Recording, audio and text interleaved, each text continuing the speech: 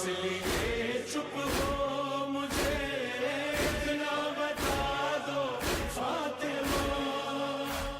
الصلاة والسلام على سيدة المعصومة المظلومة الطاهرة البتول بضعة الرسول فاطمة الزهراء سيدة نساء العالمين. والصلاة والسلام على الحسن المجتبى والحسين المظلوم وأهل بيته الطيبين الطاهرين المعصومين المظلومين المنتجبين المنتخبين لا سيما بقية الله في الأرضين روحي وأرواح العالمين لتراب مقدمه الفداء ولعنة الله على أعدائهم أجمعين. أما بعد، قال الله تعالى في كتابه الكريم: بسم الله الرحمن الرحيم. يا أيها الذين آمنوا اتقوا الله وَكُونُوا مَعَ الصَّادِقِينَ. صلوات.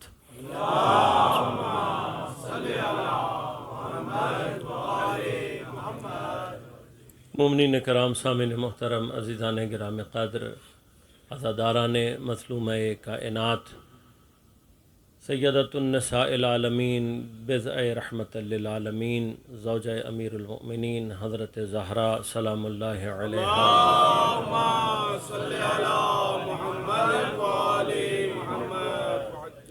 کی مظلومانہ شہادت کے سلسلے میں برپا کی گئی ان 5 روزہ مجالس میں آج ہم اپنی گفتگو کے دوسرے مرحلے میں داخل ہو رہے ہیں، اور آپ کی خدمت میں کل میں نے مقدماتی طور پر کچھ مطالب کو عرض کیا. کل کی گفتگو کا خلاصہ صرف یہ ہے کہ سیدہ سلام اللہ علیہا کی ذات معصومین علیہم الصلاۃ والسلام کے درمیان وہ ذات بابرکت ہے کہ جسے اللہ نے اپنے اسرار کا نمائندہ بنا کر بھیجا ہے. اب چونکہ سیدہ کی ذات اسرار الہیہ کی تجلی ہے، لہذا سیدہ کی ہر نام میں، سیدہ کے القابات میں، سیدہ کی حیات میں، سیدہ کے مصائب میں، سیدہ کے فضائل میں، حتیٰ سیدہ کی شہادت میں بھی سر ہے، اسرار ہیں، پوشیدہ ہے، چھپی ہوئی ہے. ہر چیز جناب سیدہ کی نسبت چھپی ہوئی. آج انشاءاللہ گفتگو کا دوسرا مرحلہ آپ کی خدمت میں تقدیم کروں گا. اب اس بات کو ذہن میں رکھتے ہوئے ہم وارد ہو رہے ہیں اس بحث میں، اس گفتگو کے سلسلے میں کہ جو اسی بی بی کی معرفت کا کوئی گوشہ ہو سکتا ہے، گرچہ ہماری حیثیت نہیں ہے کہ ہم جناب سیدہ کے حوالے سے کوئی ایسی گفتگو کر سکیں کہ جس کی مدحت میں خدا اگر قرآن میں سورہ نازل کرے تو وہ اعجاز فصاحت و بلاغت کی صورت میں سورہ کوثر بن جاتی ہے. یعنی جب خدا بھی سیدہ کا قصیدہ پڑھ رہا ہے تو فصاحت اور بلاغت کا اعجاز اور معجزہ بن جاتا ہے. لہذا اب سیدہ کی ذات اگر اس مقام اور اس مرتبے پر ہے تو ہم جیسے قدرہ سے طالب علم کی کوئی حیثیت نہیں ہے. لیکن عام طور پر ایک مثال دی جاتی ہے کہ اگر پیاسا دریا پورا نہ پی سکے، اگر جب پیاسا شدید پیاسا ہوتا ہے اور آپ اس سے پوچھیں تو کہے گا میں پورا دریا پی سکتا ہوں، لیکن جب دریا کے کنارے آتا ہے کچھ دیر پیتا ہے تو یقیناً کچھ دیر کے بعد پیاس بجھ جاتی ہے، پورا دریا نہیں پی سکتا. لیکن فرمایا کہ وہ تو بے وقوف ہوگا جو یہ سوچ کر کہ میں پورا دریا نہیں پی سکتا پیاسا پلٹ جائے، اور وہ بھی بے وقوف ہوتا ہے جو اپنی ظرفیت سے زیادہ پینے کی کوشش کرے. جو اپنی ظرفیت سے زیادہ پیے گا وہ بھی ہلاک ہو جاتا ہے، جو پیاسا پلٹ جائے وہ بھی ہلاک ہو جاتا ہے. لہذا قدر کم از کم اپنی تشنگی کی، جتنی انسان کے اندر تشنگی ہے، جتنی پیاس ہے، کم از کم اتنا پیے۔ اب ہم اپنی ظرف کے مطابق دریا کے قریب کھڑے ہیں، جو فضائل کا دریا ہے، جو مناقب کا دریا ہے، لیکن اس دریا سے اپنی ظرفیت کے مطابق ہم جتنا اٹھا سکے، ہم نے سیدہ کی بیٹی کے دروازے سے جتنا اٹھایا ہے اسے آپ مومنین کے سامنے تقدیم کرنے کی کوشش کر رہے ہیں۔ ہمارا کام یہ ہے وہاں سے جو صدقہ ملتا ہے اسے مومنین کے درمیان میں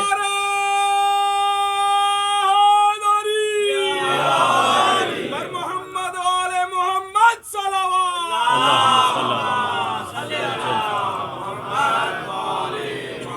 ایک جملہ میں سیدہ کی اس بیٹی کے لیے بھی کہتا چلا جاؤں، جناب حضرت معصومہ قم سلام اللہ علیہا کے لیے، اللہم صلی آیت اللہ مراشی نجفی کے دادا نے چلہ کیا، 40 دن ریاضت کی، اور مکاشفے میں ان سے پوچھا گیا کہ تم نے یہ ریاضت کیوں کی؟ تو جو چیزیں انہوں نے جس خاطر کیا تھا ان میں سے ایک چیز یہ تھی، اس نے کہا کہ انہوں نے فرمایا کہ میں چاہتا ہوں کہ مجھے جناب سیدہ کی قبر کا نشان معلوم ہو جائے۔ فرمایا کیوں؟ کس لیے جاننا چاہتے ہو؟ فرمایا کہ ہر معصوم کی قبر کا اپنا ایک خاص فیض ہے، لہٰذا جب ہم زیارات پر جاتے ہیں تو ہمیں ہر معصوم کی زیارت پر جانا چاہیے۔ کیوں؟ اس لیے کہ ہر دروازے کا فیض الگ ہے اور اس کی اپنی خاص کیفیات ہیں، کہ ہر معصوم کا فیض الگ ہے، اور ہم جناب سیدہ کے اس فیض سے محروم ہیں۔ تو فرمایا کہ سیدہ کی قبر کا نشان اسرار الہیہ میں سے ہے، جب تک منتقم زہرا ظہور نہیں کرے گا تب تک یہ نشان کسی کو معلوم نہیں ہوگا۔ اللہم صلی علی محمد وعجل فرجہ۔ لیکن فرمایا کہ تم جو فیض جناب سیدہ کی قبر سے حاصل کرنا چاہتے تھے، جب تک سیدہ کی قبر کا نشان معلوم نہیں ہوتا، علیکم بالمعصومہ، تمہیں چاہیے کہ تم اس فیض کے لیے حضرت معصومہ سلام اللہ علیہ کی طرف رجوع کرو۔ اب یہ سیدہ کی وہ سیدہ بیٹی ہے کہ ماں کا فیض جہاں سے جاری ہونا ہے وہ اس پوتی کی قبر ہے، جناب حضرت معصومہ سلام اللہ علیہ۔ لیکن ایک جملہ بھی یہاں پر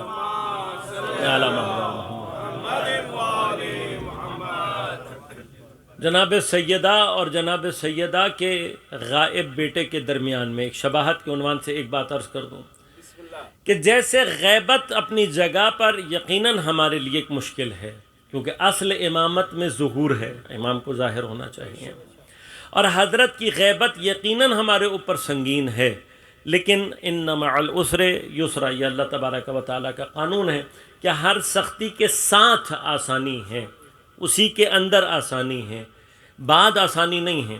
بعض لوگ ترجمہ کرتے ہیں ہر سختی کے بعد آسانی ہے، بعد نہیں۔ فرمائے ان مع العسر یسرا، ساتھ ہے، یعنی جہاں سختی ہے اسی کے ساتھ آسانی ہے، بس کوئی سختی ایسی نہیں ہے جس کے ساتھ آسانی نہ ہو، صرف ہمیں اور آپ کو اس آسانی کے پہلو کو درک کرنا ہوتا ہے۔ لہذا اب یاد رکھیے گا، غیبت یقیناً ایک مشکل ہے، لیکن غیبت کے ساتھ آسانی کیا ہے؟ آسانی یہ ہے کہ جب امام غائب ہو جاتا ہے، غیبت میں چلا جاتا ہے، تو پھر ہمارے اوپر سے ایک زحمت ختم ہو جاتی ہے۔ وہ زحمت کیا ہے؟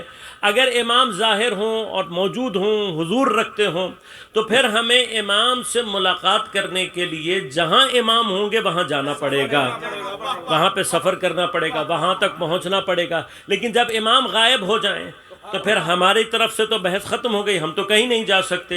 تو اب اس سختی کے ساتھ آسانی کیا ہے؟ فرمایا کہ جہاں کہیں تم اپنے قلب کو امام کی طرف متوجہ کرو گے وہیں تم امام کے ساتھ متصل ہو جاؤ گے۔ لہذا یہ غیبت کے زمانے کی فیسلٹی ہے، یہ زمانے غیبت کا یسر ہے کہ جس کو مجھے اور آپ کو استعمال کرنا ہے۔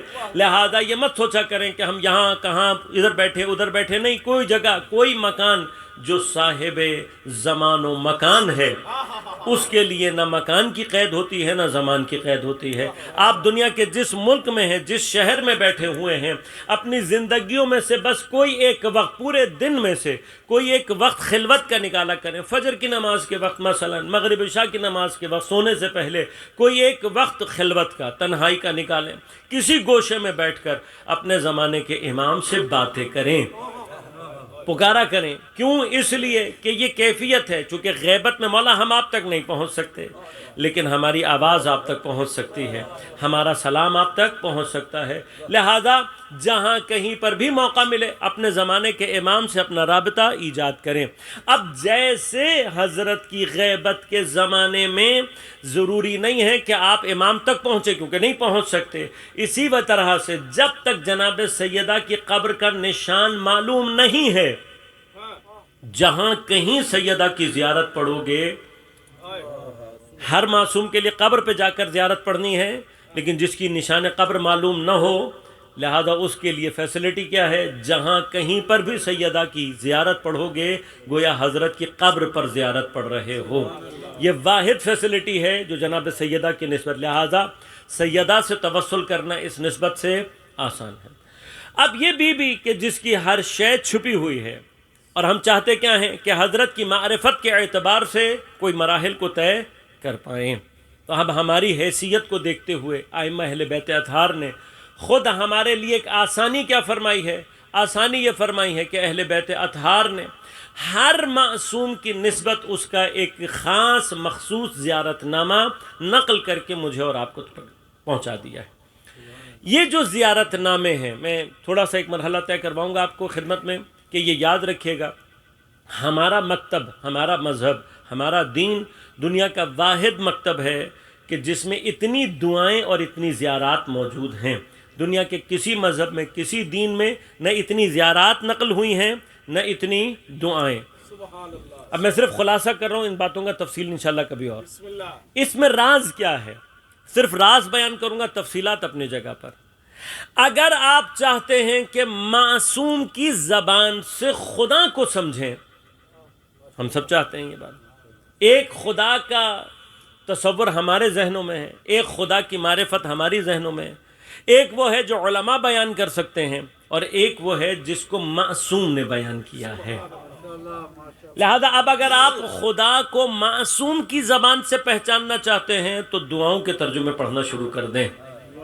جب آپ دعاؤں کے ترجمے پڑھیں گے تو یہ یاد رکھیے گا، یہ صرف دعائیں نہیں ہیں بلکہ دعاؤں کے قالب میں توحید کا سب سے بہترین درس ہے۔ لہذا دعاؤں کے ترجمے پڑھیں۔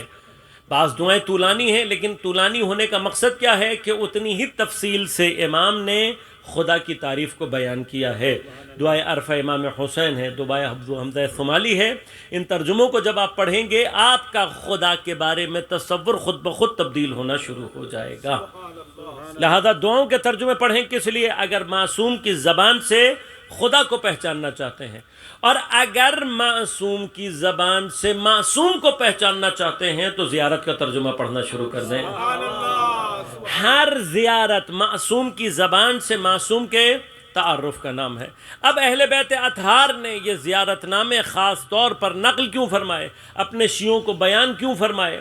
اس لیے کہ یہ بہترین راستہ تھا اہل بیت اطہار کی نظر میں کہ جس کے ذریعے سے خود اپنا تعارف شیعوں کے درمیان میں سینہ بسینہ منتقل ہو جائے۔ اہل بیت اطہار یہ بات اچھی طرح سے جانتے تھے کہ دنیا ہمارے القاب کو بھی چوری کرے گی، ہمارے فضائل کو بھی چوری کرے گی، ہماری قبور کے نشانوں کو بھی مٹانے کی کوشش کرے گی، ہمارے زائرین کو بھی قتل کرنے کی کوشش کرے گی، ہمارے خلاف جھوٹ بھی لکھے گی، تاریخ میں کتابیں بھری پڑی ہوئی ہیں۔ اب اس ساری کیفیات کے درمیان ہمارے القاب محفوظ رہیں، ہماری معرفت محفوظ رہے، لہذا اہل بیت اطہار نے زیارت ناموں میں ایک باب کھولا ہے جو باب القاب ہے۔ لہذا ہر معصوم کے اپنے خاص القابات ہیں۔ لیکن ابھی اسی میں ایک چیز ساتھ ساتھ عرض کرتا چلا جاؤں کہ کہیں پر اگر کوئی یہ چاہے کہ میں ایک ساتھ 14 کے 14 معصومین کے فضائل کو سمجھوں، تو پھر اس کے لیے 10ویں امام سے نقل کی گئی ہے زیارت جامعہ کبیرہ۔ اگر آپ سمجھنا چاہتے ہیں، یعنی کسی معصوم سے جب پوچھا گیا مولا آپ کی تعریف، آپ کی معرفت ایک جامع شکل میں کیا ہو سکتی ہے، تو حضرت نے زیارت جامعہ کبیرہ تعلیم فرمائی ہے۔ لہذا زیارت جامعہ کبیرہ جب آپ ترجمہ پڑھیں گے، لہذا ایک عجیب مرحلہ ہے۔ زیارت جامعہ کبیرہ ان زیارات میں سے ہے کہ جس سے پہلے 100 مرتبہ صرف تکبیر ہے، 100 مرتبہ تکبیر ہے۔ شاید اس تکبیر کا فلسفہ زیارت جامعہ کبیرہ سے پہلے یہ ہے کہ 100 مرتبہ اللہ اکبر کہہ کر اہل بیت کے فضائل پڑھنا شروع کرو، 100 مرتبہ اللہ اکبر کہہ کے اہل بیت کے فضائل پڑھنا شروع کرو، کیونکہ جب تم اہل بیت کے فضائل کے اس بحر میں اترو گے تو عقل بہت بہکنا چاہے گی۔ جب بھی تمہاری عقل بہکنا چاہے، ان 100 تکبیروں کو یاد رکھ کے یہ ذہن میں رکھتے ہوئے یہ یاد رکھنا اللہ اور ہے، اہل بیت اور ہے۔ تکبیر، اللہ اکبر، نعرہ رسالت، نعرہ حیدری، محمد آل محمد صلوات۔ اللہم صلی اللہ علیہ وسلم۔ لہذا عقل کو بہکنے نہیں دینا، اللہ اور ہے، اہل بیت اور ہیں، یہ یاد رکھنا۔ بس تم جب اس بحر میں اترو گے، عقل بہکنے لگے، تو بس یہ سمجھ لینا کہ تم نے ان کو بس اللہ نہیں سمجھنا، بس اللہ نہیں سمجھنا۔ جیو جیو،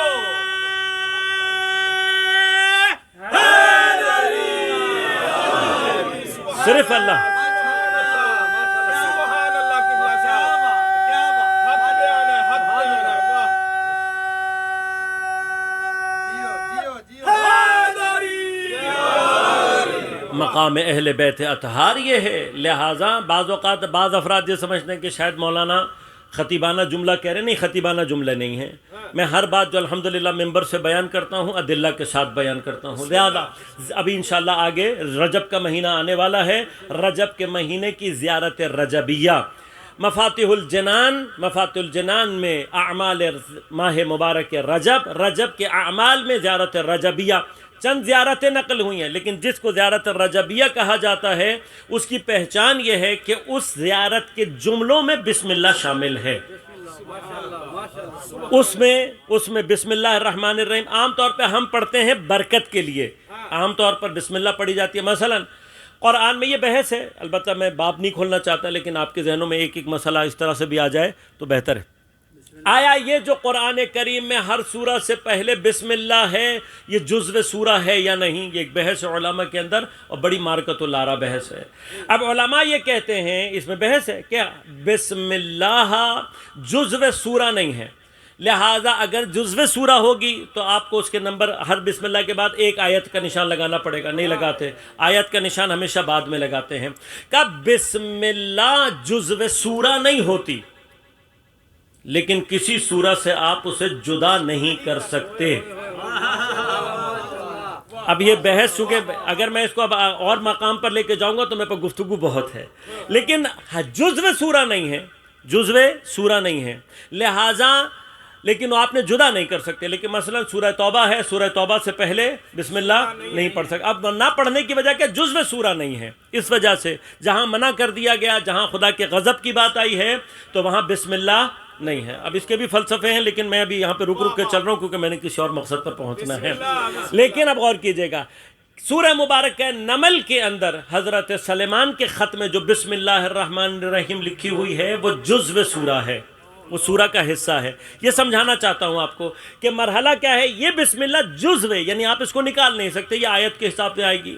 اسی طرح سے زیارت رجبیہ کی بسم اللہ زیارت کا حصہ ہے،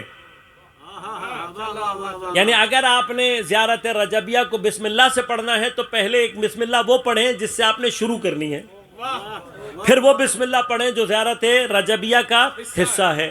تو اب یہ دو بسم اللہ کم از کم آ جائیں گی۔ کیوں؟ اس لیے کہ خود اس زیارت رجبیہ میں آگے جو مقامات آنے والے ہیں اس میں خدا متوجہ کرنا چاہتا ہے، معصوم بھی متوجہ کرنا چاہتا ہے، بہکنا نہیں۔ لہٰذا زیارت رجبیہ کے الفاظ آگے جا کر کیا ہوتے ہیں؟ پروردگار ہم تجھے ان اسماء اور معانی کا واسطہ دیتے ہیں کہ پھر ان اسماء اور معانی کی تعریف بیان کرتے کرتے معصوم فرماتے ہیں لا فرق بینک و بینہم، تیرے یہ اسماء، تیرے یہ معانی کہ جن میں اور تجھ میں کوئی فرق نہیں ہے، کوئی فرق نہیں، لا فرق بینک و بینہم، تجھ میں اور ان میں کوئی فرق نہیں ہے مگر کیا؟ الا، اس کے علاوہ، انہم خلقک، یہ تیرے مخلوق ہیں، وعبادک، تیرے بندے ہیں۔ بس یاد رکھنا یہ منزلت کا وہ مقام ہے کہ جہاں عبد اور رب میں فرق صرف یہ رہتا ہے، وہ خالق ہوتا ہے، یہ مخلوق ہوتے ہیں، وہ خالق ہے، یہ مخلوق ہے، اس کے علاوہ کوئی فرق نہیں ہے۔ اس کے علاوہ کوئی فرق ماننے کی کوشش کی تو اہل بیت اطہار کی فضیلت میں کمی کی کیفیت پیدا ہو جاتی ہے۔ واحد فرق یہ ہے، لہذا جمیع کمالات، ہم نے کل بھی آپ کی خدمت میں عرض کیا تھا، اللہ تبارک و تعالیٰ کے جمیع اسماء اور صفات کا ظہور اہل بیت سے ہوتا ہے۔ بس اس کا مطلب کیا ہے؟ وہ اصل ہے، یہ ظہور ہے، وہ اصل ہے، یہ اس کی تجلی ہے، لہٰذا اس میں اور اس میں فرق صرف یہ رہ جاتا ہے وہ خود سے ہیں، یہ اس سے ہیں۔ لہٰذا اب منزل یہ ہے، مقام یہ ہے، لہٰذا ہم کبھی بھی ان کے اعتبار سے اس منزل پر نہیں پہنچ سکتے۔ لیکن اب اہل بیت اطہار نے کیا چاہا ہے؟ غور کیجئے گا، یہ القابات بیان کر کے، یہ تمام کے تمام مقامات بیان کر کے، اور یہ جتنے بیان کیے گئے ہیں وہ بھی صرف اس نسبت سے بیان کیے جتنی ہماری ظرفیت ہے، یہ صرف اتنے بیان ہوئے جتنے ہماری ظرفیت ہے، یہ ہماری کیپیسٹی ہے۔ لہٰذا یاد رکھیے گا، خود کیپیسٹی اپنی جگہ پر ایک بحث ہے، لہٰذا اس کے حوالے سے بھی ایک چھوٹا سا اشارہ کرتا چلا جاؤں۔ دن کم ہوتے ہیں، ہمارے پاس مطالب زیادہ ہوتے ہیں، لیکن کچھ چیزیں ایسی ہوتی ہیں کہ جو دل چاہتا ہے کہ مومنین کو ہدیہ کر دوں، کیونکہ بہت سارے بچوں کے اور جوانوں کے ذہنوں میں سوالات بھی ہوتے ہیں۔ ان میں سے ایک مقام کیپیسٹی کا یہ ہے کہ اکثر ہمارے ہاں ذہنوں میں یہ سوال آتا ہے کہ جب اللہ تبارک و تعالیٰ نے ساری کائنات اہل بیت کی محبت میں خلق کی ہے اور اہل بیت اطہار کی محبت سے بڑی شے کوئی نہیں ہے، تو پھر محبین اہل بیت اطہار مشکلات کا شکار کیوں رہتے ہیں؟ ہماری بہت ساری دعائیں قبول نہیں ہوتی، بہت سارے وسیلے قبول نہیں ہو رہے ہوتے، یا ہمیں محسوس ہوتا ہے۔ اب وجہ کیا ہوتی ہے؟ یاد رکھیے گا، وجہ یہ ہوتی ہے کہ بہت سارے مقامات ایسے ہوتے ہیں کہ جہاں پر خدا چاہتا یہ ہے کہ میرا بندہ اور دعا کرے۔ یہ وہ مقام ہوتا ہے کہ جہاں پر خدا آپ کے لیے دعا کو مصلحت میں سمجھتا ہے، لیکن مانگنے والے کا انداز اتنا پیارا ہوتا ہے کہ خدا کہتا ہے اور پکارے۔ اب اگر میں کسی منزل پر یہ درک کر لوں کہ مجھے میری آواز خدا کو پسند آ رہی ہے اور خدا یہ چاہتا ہے کہ میں اور پکاروں اسے، تو ہمیں اس بات کی طرف اپنے آپ کو ملحوظ خاطر رکھنا چاہیے۔ لیکن کچھ چیزیں ایسی ہوتی ہیں کہ جو ہماری مصلحت میں نہیں ہوتی۔ اب یہ محبت کا تقاضا ہے کہ جو شے مصلحت میں نہ ہو ہماری، وہ ہمیں نہ دی جائے، اس سے بہتر اللہ ہمیں عطا کرتا ہے۔ مختلف مقامات ہیں، لیکن ایک مقام ایسا ہے عزیزان من کہ محمد و آل محمد علیہ السلام کی محبت کا ایک مسئلہ یہ ہے کہ اس کے اکثر آثار وہ ہیں کہ جن کے ظاہر ہونے کی کیپیسٹی اس دنیا کے اندر نہیں ہے۔ یہ جو دنیا ہے اسے عالم مادہ کہتے ہیں، یہ عالم مادہ، مٹیریل جو عالم ہے، مٹیریل ورلڈ، اس کے اندر کیپیسٹی نہیں ہے، کیپیسٹی نہیں۔ اس کو اس لیے عالم دنیا کیوں کہتے ہیں؟ دنیا دنوف سے نکلا ہے، جس کا معنی ہے پست، اور ایک پستی، اب میں مطلب یہ سارے مقامات ہیں کہ پست کیوں کہتے ہیں، مختلف انداز سے کہا جا سکتا ہے، لیکن آج پستی کی ایک جہت آپ کی خدمت میں عرض کر رہا ہوں۔ اس عالم کو عالم پست اس لیے کہا جاتا ہے کہ اس کی ایک پستی یہ ہے کہ یہ بعض مقامات اہل بیت، بلکہ جملہ الگ کر دوں، اکثر مقامات اہل بیت اطہار کے فضائل کے اور ان کی محبت کے اکثر آثار کو ظاہر کرنے کی کیپیسٹی اپنے اندر نہیں رکھتا۔ یعنی کہ عالم دنیا میں اللہم صلی علی محمد وعجل فرجہ۔ عالم کی پستی کیا ہے؟ اس دنیا کی پستیوں میں سے ایک پستی کیا ہے کہ یہ اہل بیت اطہار کے بہت سارے فضائل کو ظاہر نہیں کر سکتی۔ خود اہل بیت کو چھوڑیں، ان کی محبت کے آثار کو ظاہر اب یہ میں ایسے نہیں کہہ رہا، اس کی بھی دلیل دیتا ہوں آپ کی خدمت میں۔ وہ روایات کے جن کو روایات معراج الرسول کہتے ہیں، یعنی پیغمبر جب گئے اور آپ نے آنے کے بعد کئی واقعات بیان کیے، یہ بھی اشارہ ذہن میں رکھیے گا کہ پیغمبر کو ایک مرتبہ معراج نہیں ہوئی ہے۔ بعض علماء کے نزدیک پیغمبر کی معراج کی تعداد سینکڑوں میں ہے، یعنی آپ سینکڑوں مرتبہ معراج پر گئے ہیں۔ تو اب کبھی خود معراج پر گفتگو ہوئی تو تفصیل سے عرض کروں گا، لیکن یاد رکھیے گا معراج کے فلسفوں میں سے ایک فلسفہ یہ ہے، خود معراج کے فلسفوں میں سے، اور وہ عین ممکن ہے کہ معراج کے سفر بھی پیغمبر کے مراتب کے اعتبار سے مختلف رہے ہوں۔ یعنی کیا، ایک مرحلے پر پیغمبر ایک جگہ تک گئے ہوں، دوسرے مرحلے میں اس سے اوپر گئے ہوں، تیسرے مرحلے میں اس سے اوپر گئے ہوں، مختلف درجات میں جاتے رہے ہوں۔ لیکن جتنے بھی درجات معراج بیان ہوئے ہیں، ان میں جو بلند ترین درجہ ہے وہ اس معراج میں ہوا ہے جہاں آپ سدرۃ المنتہا پر گئے ہیں، کیونکہ سدرہ سے آگے، سدرۃ المنتہا سے آگے، اس کا مطلب یہ منتہا کا مطلب یہ کہ اس سے آگے تو پھر ہمارا تصور نہیں ہے، ہمارے اور آپ کے لیے، یعنی انسان یا مخلوقات کی کیپیسٹی جہاں ختم ہوتی ہے اسے سدرۃ المنتہا کہتے ہیں، مخلوقات کی کیپیسٹی جہاں ختم ہوتی ہے پروردگار کی وہاں سے شروع ہوتی ہے۔ لہٰذا یہ مرحلہ الگ ہے۔ یہ منتہا کس کے لیے؟ یہ منتہا مخلوقات کے اعتبار سے ہے۔ اب مخلوقات کے اعتبار سے وہ آخری درجہ، بلند ترین درجہ، وہ ہے سدرۃ المنتہا کا۔ مجھے نہیں پتا کہ یہ والی معراج جس میں پیغمبر سدرۃ المنتہا تک گئے تھے، اس کا فلسفہ کیا ہے، نہیں معلوم، لیکن روایات نے اشارہ یہ دیا ہے کہ جس معراج میں پیغمبر سدرۃ المنتہا پر گئے ہیں، اس معراج کا مقصد نور سیدہ کو وہاں سے زمین پر لانا تھا۔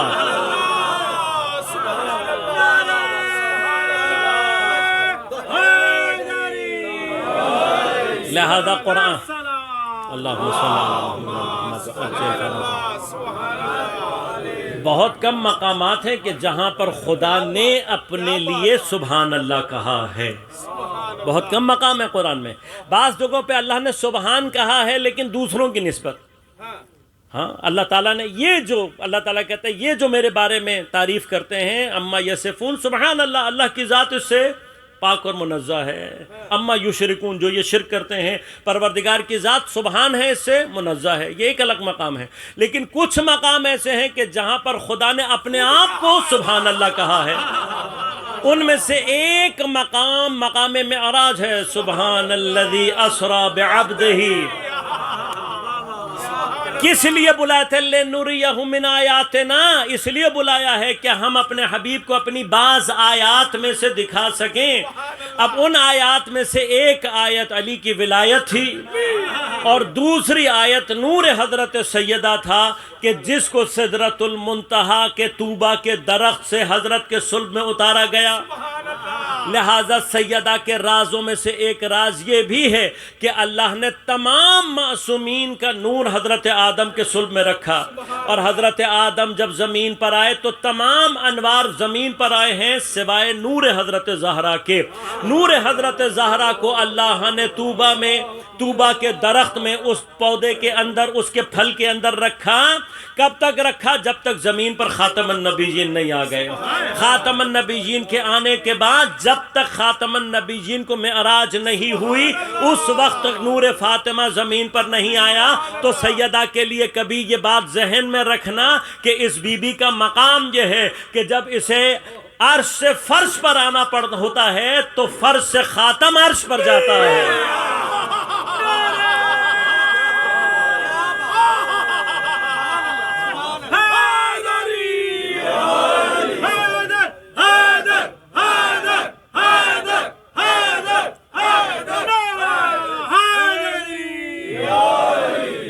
اور سیدہ کی شان میں بلند تر سلام، اللہم صلی اور خود نور حضرت زہرا کا مقام یہ ہے، خود نور حضرت زہرا کا مقام یہ ہے کہ جب زمینی مرحلہ شروع ہوتا ہے تو حضرت آدم سے لے کر عیسیٰ تک کے انبیاء کا صلب اس قابل نہیں ہوتا کہ نور سیدہ کو متحمل ہو سکے۔ لہذا غور کیجئے گا، تمام جتنے بھی معصومین ہیں ان کی زیارات میں اکثر یہ جملہ ملے گا، کنتم نورا آپ نور تھے فی اصلاب الطاہرہ والارحام المطہرہ، آپ نور تھے پاک صلب میں، پاک رحم میں، پاک رحم میں اور پاک صلب میں نور کی صورت میں تھے، یعنی باپ کے صلب میں نور تھے پاک، پھر پاک رحم ماں کے اس میں آئے، پھر اس سے آگے بڑھے، ہاں یہ سلسلہ، یعنی پاک رحم اور پاک صلبوں میں آپ کا نور آگے بڑھا، یہ تمام کے بارے میں ہے۔ لیکن جناب سیدہ کی زیارت میں آپ کو کہیں یہ جملہ نہیں ملے گا، کیوں؟ اس لیے کہ سیدہ کا نور زمین پر آیا ہی نہیں ہے، یہ نور وہ ہے جسے اللہ نے طوبہ پر محفوظ رکھا۔ اس کا معنی کیا ہے؟ آدم سے لے کر عیسیٰ تک کے انبیاء کے، ان انبیاء کے بھی صلب میں یہ طاقت نہیں ہے کہ سیدہ کے نور کو متحمل ہو سکیں، حمل کر سکیں، یعنی فرش پر نور سیدہ صرف اس وقت آئے گا جب زمین پر خاتم النبیین موجود ہوں گے۔ بس اب ایک بات ذہن میں رکھنا، اگر نور سیدہ کو حمل کرنے کے لیے صلب خاتم النبیین کا چاہیے تو جب اس صلب سے یہ نور کسی رحم میں جانے والا ہوگا، جس نور کو انبیاء کا صلب برداشت نہیں کر پایا، جس نور کو انبیاء کا صلب متحمل نہیں ہو پایا، اس نور کے بارے میں یہ ذہن میں رکھیے گا کہ پھر عام جو رحم ہے وہ بھی سیدہ کے نور کو متحمل نہیں ہو سکتا، عام چھوڑے خاص نہیں ہو سکتا، عام چھوڑے خاص نہیں ہو سکتا۔ لہٰذا اگر صلب میں خاتم النبیین کا صلب چاہیے تو پھر جو رحم چاہیے وہ کم از کم برابری کرتا ہو خاتم النبیین کی۔ لہذا جناب حضرت خدیجۃ الکبریٰ سلام اللہ علیہا کے بارے میں یاد رکھنا کہ اگر جناب خدیجۃ الکبریٰ کی برابری کرنی ہے تو کم از کم خاتم النبیین سے برابری کرنا ہے۔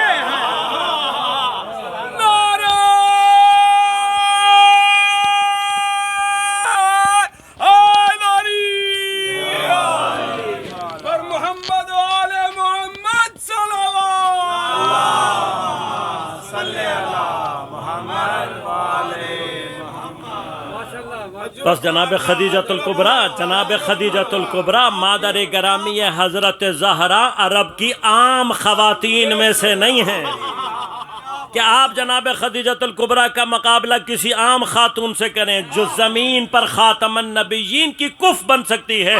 لہذا چونکہ آپ کفیت خاتمیت رکھتی تھیں، جب تک پیغمبر کے ساتھ رہیں، پیغمبر نے دوسری کوئی شادی نہ کر کے بتایا ہے کہ جب تک خدیجہ ساتھ رہے خاتم النبیین کو ضرورت ہی نہیں پڑتی کسی کی۔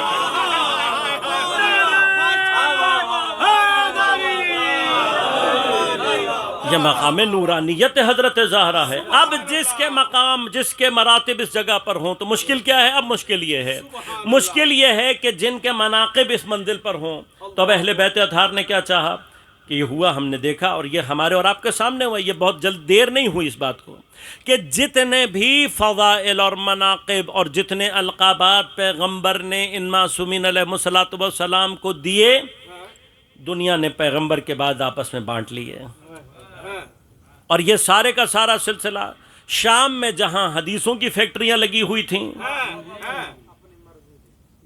وہیں پر القابات کی فیکٹری بھی لگائی گئی، یہ سارے کے سارے جتنے بھی القابات ہیں۔ لہذا اب یاد رکھیے گا، قرآن نے اور اہل بیت اطہار، یہ دونوں کبھی جدا ہونے والے نہیں، انہوں نے مل کر کام یہ کیا ہے کہ قرآن ہمیں کچھ مقامات بتاتا ہے، اگر ہم ان مقامات کو صحیح سے سمجھیں گے القاب معصومین خود بخود ہمیں سمجھ میں آنے لگیں گے۔ لہذا مقام کیا؟ مقام یہ ہے کہ ایک لقب وہ ہے جو دنیا دیتی ہے، ہمارے ہاں ہوتا ہے عام طور پر ہم افراد کو لقب دیتے ہیں، ہمارا اگر لقب بہت زیادہ مطابق حال ہو تب بھی ظاہر تک رہتا ہے، ہم ظاہر سے آگے، یہ مطابق حال کہہ رہا ہوں، ورنہ اکثر القابات مطابق حال نہیں ہیں بلکہ سیاسی القاب ہوتے ہیں۔ اکثریت جو القابات کی ہے وہ کیا ہوتے ہیں؟ سیاسی ہوتے ہیں۔ سیاسی القابات میں یہ ہوتا ہے کہ دنیا بہرحال جن کے پیچھے چل رہی ہو وہ جیسے بھی ہوں، اب آپ دیکھیں ہمارے ہاں پاکستان میں بھی کیسے کیسے جھوٹے اپنے آپ کو صادق اور امین کہتے ہوئے نظر آ رہے ہوں گے، مثلا بہت ساری چیزیں ہیں۔ اب یہ جو مرحلہ ہے، غور کیجیے گا، یہ سارا کچھ یہ کیا ہے؟ یہ تاریخ مجھے اور آپ کو صرف یہ بتا رہی ہے، یہ تاریخ مجھے اور آپ کو اس دور میں یہ بتا رہی ہے کہ یہ ہو سکتا ہے کہ زمانے کا سب سے بڑا جھوٹا اپنے آپ کو صادق کہلا رہا ہو، ہاں، سب سے بڑا خائن اپنے آپ کو امین کہلا رہا. بھائی آج ہو سکتا ہے تو 1400 سال پہلے نہیں ہو سکتا کیا؟ ہر دور میں جو ظالم و جابر حکمران ہوتے ہیں وہ اپنے یہ القابات اس لیے استعار کرتے ہیں، اپنے لیے لکھواتے ہیں. اور یہ بھی ایک بحث ہے انشاءاللہ، اس کی طرف بھی اشارہ کر دوں. یہ چیزیں ذہن میں رکھا کریں. یہ چیزیں ذہن میں رکھیں گے آپ کے بہت سارے سوالات حل ہو جائیں گے. ان میں سے ایک بات یہ بھی یاد رکھیے گا کہ دنیا میں آج تک جو تاریخ لکھی گئی ہے وہ تاریخ مظلوم کی تاریخ نہیں ہے. آج تک مظلوم کی تاریخ نہیں لکھی گئی. جو تاریخ لکھی گئی ہے وہ ظالم کی تاریخ، ظالم نے لکھوائی اور ظالم کی حمایت میں لکھی گئی. مثلا میں یہاں کے تو نہ حالات کو جانتا ہوں، نہ یہاں کے حالات سے متعلق بات کرنا چاہتا ہوں، نہیں، میرا مقصد بھی کوئی نہیں ہے. لیکن جہاں سے ہمارا اور آپ کا سب کا واسطہ ہے، آج بھی اگر مثلا پاکستان میں کوئی پاکستان کی حقیقی تاریخ لکھنا چاہے، ماشاءاللہ، جو حقیقی معنی میں ہو رہا ہے پاکستان میں، درود پڑھیے گا ایک مطلب صلی علی محمد و آل محمد. نعرہ تکبیر، نعرہ رسالت، نعرہ حیدری، حسینیت، یزیدیت، دشمنان اہل بیت پہ لعنت. برائے تاجیل ظہور امام زمانہ بلند تر صلوات. اللہم صلی علی محمد. تاریخ کبھی بھی مظلوم کی نہیں لکھی گئی. لہذا کبھی اس بات پہ غور کیجئے گا کہ کربلا کا تاریخ میں سب سے بڑا معجزہ ہی یہ ہے سبحان اللہ کہ دنیا میں 1400 سال تک جس تاریخ کو دنیا مٹاتی رہی ہے. اسی لیے یاد رکھیے گا عزاداری سید الشہداء کا اصل فلسفہ یہ ہے کہ یہ وہ تاریخ ہے جو ماتمیوں کے سینوں پہ لکھی گئی ہے. اور لکھا کیا ہے اس کو؟ یہ ماتمی کا اصل کام ہے. لہٰذا یہ یاد رکھیے گا خود ماتمداری کا اصل فلسفہ مظلوم کی مظلومیت کو باقی رکھنا ہے. اصل فلسفہ تاریخ کا یہ. ان عزاداران سید الشہداء نے، ماتمداروں نے کمال کیا کیا ہے. پرسہ یقیناً اپنی جگہ پر ہے اور پرسے کی اہمیت اور اس کے مقامات سب اپنی جگہ پر ہیں، لیکن اس پرسے کے پیچھے بھی فلسفہ ہے. وہ فلسفہ کیا ہے کہ عزاداری کے ذریعے سے اہل بیت نے اس تاریخ کو مرتب رکھا ہے جس کو 1400 سال سے مٹایا جا رہا تھا. دنیا میں سخت ترین جس طریقے سے جس تاریخ کو مٹانے کی کوشش کی گئی وہ کربلا. اور اگر آج بھی کربلا زندہ ہے تو یہ خود کربلا کا سب سے بڑا معجزہ ہے. لہذا اب تاریخوں میں کیا ہوا؟ چونکہ تاریخ ظالموں نے لکھائی، ظالموں کی لکھی گئی، تو ہر ظالم نے اپنے ساتھ کوئی نہ کوئی لقب لکھوا لیا. جو جتنا پلید تھا اس نے اپنے آپ کو اتنا رشید لکھوا دیا. یہ تاریخ میں ہوا ہے. جتنا پلید تھا اتنا ہی اس نے اپنے آپ کو رشید لکھوا دیا. اب اس طرح کی تاریخ بھری پڑی ہوئی ہے. اب یہ تاریخ پڑھتے وقت، یہ تاریخیں پڑھتے وقت یاد رکھنا، یہ جتنی بھی تاریخیں، ہمارے بچے اکثر کنفیوز ہوتے ہیں کہ جی فلاں کتاب میں یہ ہے، فلاں جگہ پر یہ لکھا ہے. یہ یاد رکھنا ہماری اصل تاریخ کا نام قرآن ہے. لہذا پہلی اہم ترین چیز ہمارے قرآن کے بعد اہم ترین تاریخ خود ہمارے ائمہ اہل بیت کی زیارات ہیں. لہذا ہم نے اہل بیت اطہار کو پہچاننا ہے تو بہترین ذریعہ کیا ہے کہ خود اہل بیت اطہار. لہذا خود ان کے مزارات تاریخ کی ایک سند ہیں، خود سند ہے. یہ تاریخی اعتبار سے میں اس بحث میں اب نہیں جانا چاہتا، لیکن اب غور کیجئے گا دنیا نے کیا کیا. اپنے ہیروز کو اچھا بنانے کے لیے ان کے ساتھ لقب لگا دیے. اب اگر ہم دنیا کسی کو دینا چاہے، سیاسی مسائل نہ بھی ہوں تب بھی ہماری میکسیمم ریچ کیا ہے؟ ہماری میکسیمم ریچ یہ کہ ہم ظاہر حال کو دیکھتے ہوئے لقب دے دیتے ہیں. کوئی شخص مسلسل مسجد میں آ رہا ہو تو ہم اس کو نمازی کہنا شروع کر دیتے ہیں، جبکہ نمازی کی اصل ہے نا بحث اپنی جگہ. الصلاۃ تنہا عن الفحشاء والمنکر. نماز کی اصل یہ ہے کہ فحشاء اور منکرات سے روکتی ہے. اب نمازی وہ نہیں ہوتا جو مسجد میں دکھائی دے. نمازی وہ ہوتا ہے جس کا کردار بتائے کہ میں نمازی ہوں. سبحان اللہ، بے شک بے شک. اب یہ بحث ہے اسی وجہ سے، کیا ہر آدمی جو بارگاہ میں آ رہا ہے وہ مومن ہے؟ ہر بندہ جو نظر آ رہا ہے بارگاہ میں اس کو ہم عزادار کہیں؟ نہیں. جس طرح سے نمازی کا کردار بتائے کہ یہ نمازی ہے، اسی طرح سے ماتمی کا کردار بتانا چاہیے کہ ماتمی ہے. اور یہ یاد رکھے گا کہ ماتمی کے کردار میں جو سب سے اہم ترین چیز ہے وہ وفاداری ہے. اگر وفا نہیں ہے ماتمی میں تو پھر ماتمدار نہیں ہے. کیوں؟ اس لیے کہ ماتمی کا ہاتھ کربلا کے وفادار کی نمائندگی کر رہا ہوتا ہے.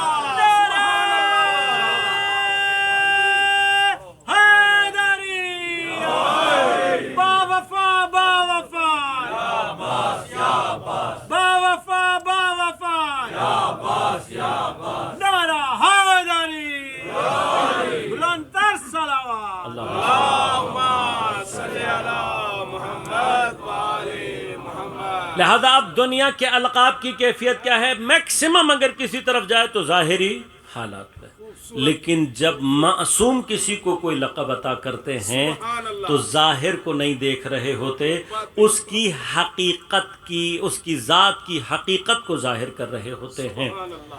بس یہ جتنے بھی القابات ہیں جن کو معصومین نے اختیار کیا وہ بنیادی طور پر کیا ہیں؟ وہ بنیادی طور پر اس ذات کی حقیقت کے بعض گوشوں کو ہمارے اور آپ کے سامنے ظاہر کرنا ہے.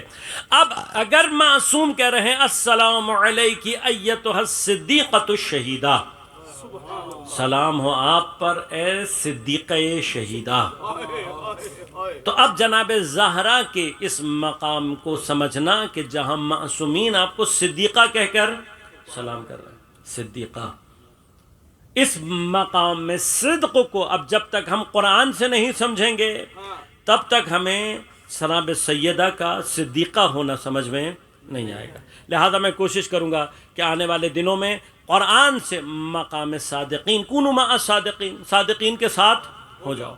ہمیں مقام صادقین سمجھ میں آ گیا، مقام صدیقہ خود بخود سمجھ میں آ جائے گا. تو اب انشاءاللہ جو ہم نے محنت کرنی ہے اس بنیادی طور پر جو مرحلہ طے کرنا ہے وہ ان مقدمات کے ساتھ جو آپ کی خدمت میں طے کیے ان کے ساتھ. آج دل تھا میرا لیکن میں اس جگہ تک پہنچ نہیں سکا، لیکن کل انشاءاللہ اس مطلب پر آپ کی خدمت میں روشنی ڈالوں گا پہلے، اور پھر انشاءاللہ جو میرے ذہن میں مطالب ہیں اپنی آیت اور حضرت کے اس لقب صدیقہ کے حوالے سے وہ آپ کی خدمت میں تقدیم کروں گا. لیکن یہ مرحلہ تاریخ چونکہ ظالموں نے مرتب کی ہے، ظالموں نے لکھی اور لکھوائی ہے، لہٰذا اب مظلوم کو تاریخ میں تلاش کرنا، اتفاقاً چونکہ ہم جس بی بی کی بحث کر رہے ہیں، میں نے کل بھی آپ کی خدمت میں عرض کیا تھا کہ سیدہ کی ذات مسٹیریس ہے، اسرار ہے، چھپی ہوئی. جب مسٹری کو سالو کیا جاتا ہے تو مسٹری کو سالو کرنے کا ایک طریقہ کیا ہوتا ہے؟ مسٹری کو سالو کرنے کا ایک طریقہ یہ ہوتا ہے، وہ کہتے ہیں جو دکھائی دے رہا ہے وہ مت دیکھو. مسٹری کو جو سالو کیا جاتا ہے اس کا طریقہ کیا ہوتا ہے کہ جو دکھائی دیا جا رہا ہے وہ مت دیکھو، جو چھپایا جا رہا ہے اسے نکالنے کی کوشش کرو. مسٹری سالو ہوتی ہے کیسے؟ جس چیز کو چھپایا جا رہا ہے. لہذا اگر آپ نے کبھی کوئی مسٹری ناول یا کوئی مسٹری کی فلم دیکھی ہو تو اس میں ہوتا کیا ہے، وہ جو جاسوس آتا ہے نا، ڈیٹیکٹیو جو ہوتا ہے، وہ کیا کرتا ہے؟ اس کا کمال یہ ہوتا ہے کہ وہ کلوز ڈھونڈ رہا ہوتا ہے جو کہ چھپانے کی کوشش کی گئی ہوتی ہے. میری اپنی ناقص رائے میں، چونکہ ہسٹری کی شکل اب ایسی ہو چکی ہے، ظالموں نے لکھی ہے، لہذا ظالم جب بھی لکھے گا تو کیا کرے گا؟ چھپائے گا. قاتل جب بھی لکھے گا چھپائے گا. تو اب تاریخ پڑھنے والوں کو اپنے آپ کو جاسوس بنانے کی ضرورت ہوتی ہے. کیوں؟ اس لیے کہ جو دکھایا جا رہا ہے وہ نہیں ہے اور جو چھپایا جا رہا ہے وہ نکالنا ہے. لہذا اب جناب سیدہ کے حوالے سے تاریخ ہے، ظالموں نے لکھی ہے. تو جب انہوں نے لکھی تو انہوں نے کہا جی ایسا کوئی واقعہ پیش نہیں آیا. اب وہ جب پیش نہیں آیا، بھئی کیوں پیش نہیں آیا؟ دلیل کیا ہے آپ کی؟ تو تاریخ تو مانگتی ہے دلیل. اگر آپ روایات مانگیں گے یا تاریخ کی اسناد مانگیں گے تو خود اہل سنت کی کتابوں میں وہ کلوز موجود ہیں. اب وہ کلو درجہ بدرجہ انصاف کی کیفیت کے ساتھ ہیں. جس کے دل میں سیدہ کی جتنی محبت تھی اتنا سچ اس نے بیان کر دیا. لہذا کسی نے کہا دھمکی دی، کسی نے کہا دروازے تک آئے، کسی نے کہا دروازے پر آ کر ٹھوکر ماری، کسی نے کہا آگ جمع کی، کسی نے کہا آگ لگائی۔ اس سے آگے نہیں بڑھتے زیادہ، بس جس کی جتنی محبت تھی دل میں، جتنا انصاف تھا اس نے لکھ دیا، تو ہمارے لیے تو اتنا بھی بہت ہے۔ لیکن کل بھی میں نے آپ کی خدمت میں عرض کیا تھا، بھئی آپ جو یہ کہتے ہو کہ کیوں نہیں ہو سکتا، کہ بھئی اتنے لوگ تھے، اتنے افراد تھے، اتنے صحابی، اتنے وفادار، اتنے سورت لوگ تھے، پھر کیسے ہو سکتا ہے؟ تو کل انشاءاللہ پہلے اس مرحلے کو، چونکہ یہ سوالات عام طور پر ہمارے بچوں کے ذہنوں میں زیادہ رہتے ہیں، عرض کروں گا آپ کی خدمت میں کہ ہو سکتا ہے یا نہیں۔ یہ بحث کہ سیدہ کے دروازے کو آگ لگائی جا سکتی ہے یا نہیں، یہ کل آپ کی خدمت میں عرض کروں۔ اور اسی سے منسوب وہ بحث بھی ہے کہ سیدہ دربار بلائی جا سکتی ہے۔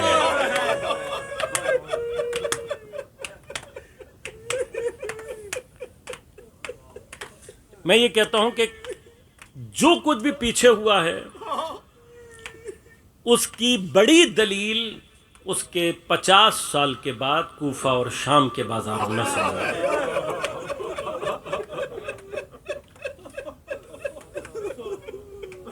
50 سال کے بعد ہے نا یہ سب کچھ۔ 50 سال کوئی بہت بڑی مدت تو نہیں ہوتی۔ اسلام جیسا انقلاب، پیغمبر جیسے نبی، اتنے عظیم صحابہ کے ہوتے ہوئے اگر کربلا میں پیغمبر کا نواسہ 3 دن کا بھوکا پیاسا ذبح کیا جا سکتا ہے، تو پھر پیغمبر کے مدینہ میں بی بی کے گھر کو آگ کیوں نہیں لگائی جا سکتی؟ اگر 50 سال کے بعد سید الساجدین کے ہاتھوں میں رسیاں باندھ کر، پیروں میں بیڑیاں ڈال کر، گلے میں توق ڈال کر کوفہ و شام کے بازاروں میں گھسیٹا جا سکتا ہے، علی مرتضیٰ کے گلے میں رسی کیوں نہیں ڈالے جا سکتے؟ اگر نبی کی بیٹیوں کو سربرہنہ کر کے کوفہ اور شام کے درباروں اور بازاروں میں پھرا دیا جائے تو سیدہ کو دربار میں کیوں نہیں بلایا جائے؟ وجہ کیا بنی ہے؟ وجہ یہ بنی ہے کہ سیدہ ابھی بابا کے غم سے فارغ نہیں ہوئی ہے۔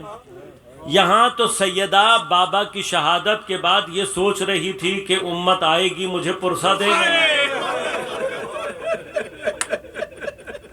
لیکن پرسہ تو کیا دیتی، آئے تو ہاتھوں میں آگ لے کر آئے سیدہ کے دروازے کو جلانے کے لیے۔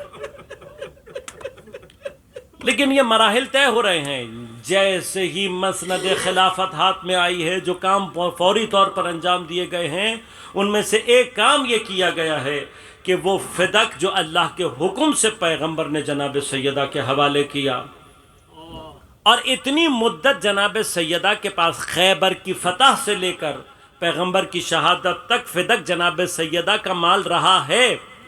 اصلاً وراثت کی بحث بعد میں آتی ہے، یہ ودیعہ ہے، یہ پیغمبر گفٹ کر چکے ہیں، اور جناب سیدہ کے پاس اس کی سند بھی موجود تھی۔ اب سمجھ میں آتا ہے کہ کاغذ اور قلم پیغمبر کو ان کی آخری وقت میں کیوں نہیں دیا۔ اور میں مسلمانوں سے صرف یہ کہتا ہوں، اگر پیغمبر لکھ کر دے دیتے تو جس طرح سے امت نے سیدہ کی یہ سند پھاڑی ہے، مگر وہ ودیعہ جو پیغمبر نے سیدہ کو لکھ کر دیا پیغمبر کی تحریر نہیں تھی، پیغمبر کی تحریر تھی۔ جو پیغمبر کی یہ تحریر پھاڑ سکتے ہیں، ان کے لیے وہ تحریر پھاڑنا کیا مشکل تھا؟ لہذا چونکہ جانتے تھے کہ اب پیغمبر تحریریں دے کر جا رہے ہیں، لہذا پیغمبر کو کاغذ اور قلم نہیں دیا گیا۔ لہذا اب سیدہ جب فدق کو غصب کیا گیا، لوگ کہتے ہیں سیدہ کو فدق کی کیا ضرورت تھی؟ نہیں، واقعاً کوئی ضرورت نہیں تھی۔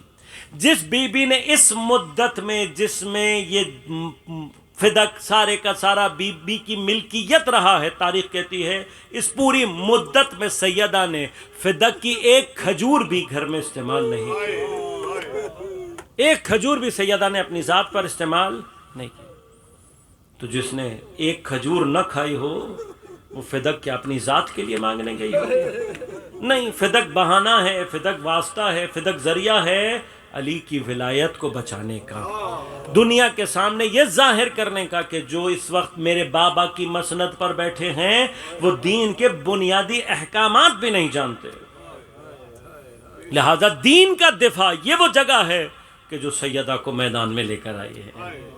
سیدہ جب معلوم ہوا نا کہ یہ فدق کے معاملہ اس طرح سے ہو گیا طے، تو ایک مرتبہ سیدہ نے ارادہ کیا کہ اب میں جاؤں گی مسجد میں۔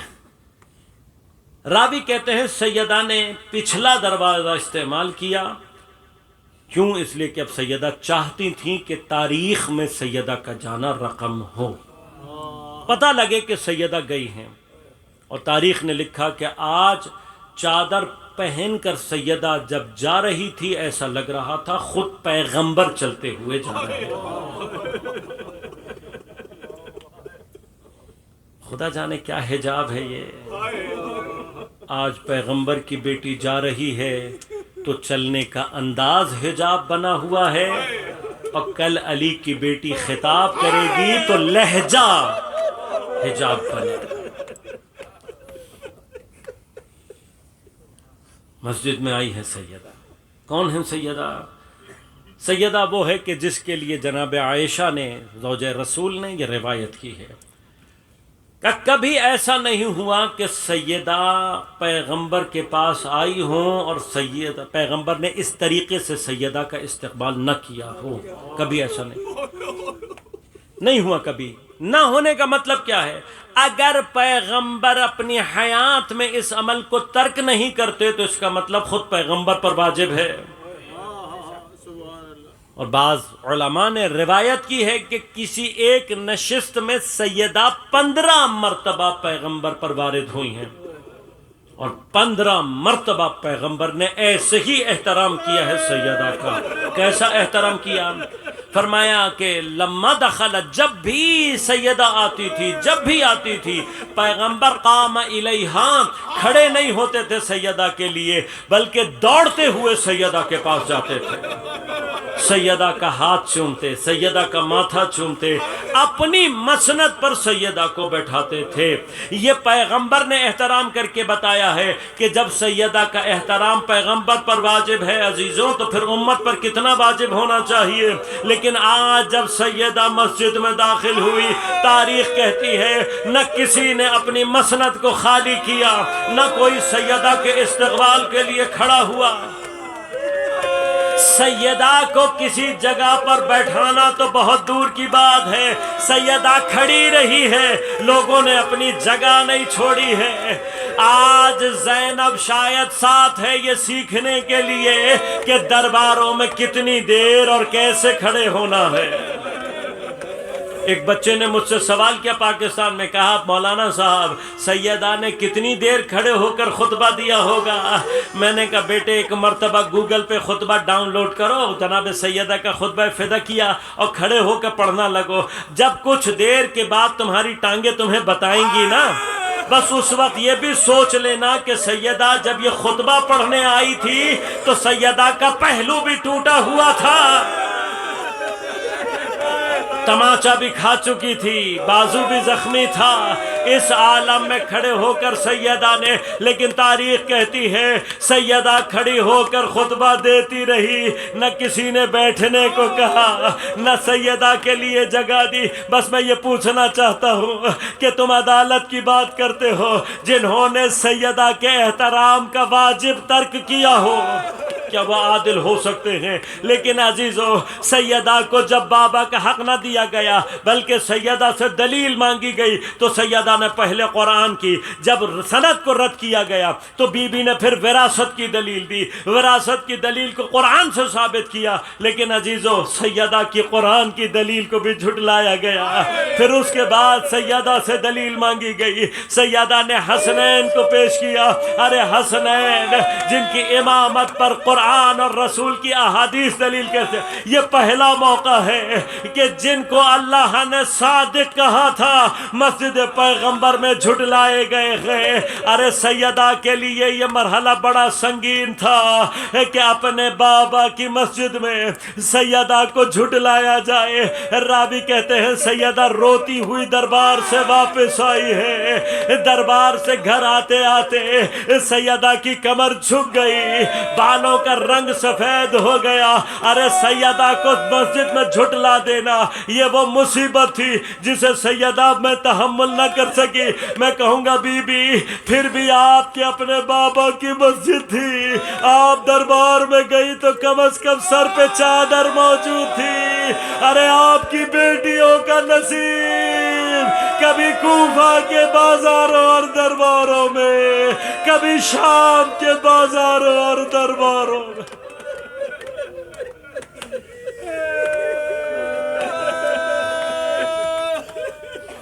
الا ولعنۃ اللہ علی القوم الظالمین وسيعلم الذين ظلموا أي منقلب ينقلبون۔